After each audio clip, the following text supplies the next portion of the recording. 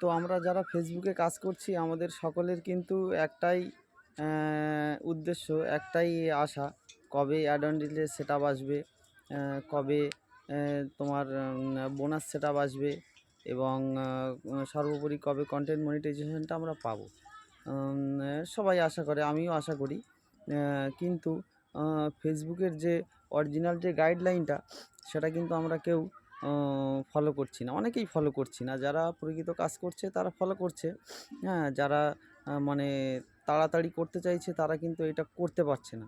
তার কারণ দেখছি যারা অন্যের ভিডিওতে স্টার গিফট করছে সেখানে গিয়ে অনেক ইউজাররা সেই স্টার সেন্ডারের পরিবারে ঢুকছে, দুমদাম নানান পোস্টে কমেন্ট করে বেরিয়ে যাচ্ছে, ফলো করছে, করে বেরিয়ে যাচ্ছে। তারপরে কিছুদিন পরে আবার দেখা যাচ্ছে সে সেই ইউজারের থেকে বা স্টার সেন্ডারের থেকে হয়তো কোনো স্টার পেলো না বা কোনো সাড়া পেলো না বলে তাকে আবার আনফলো করে তার পরিবার থেকে বেরিয়ে যাচ্ছে। এটা কিন্তু ফেসবুক আপনার পেজকে গ্রো করতে একদম হেল্প করবে না, বরং আপনার পেজকে আরও ডমিনেট করবে। সুতরাং এগুলো করা বন্ধ করুন। Thank you.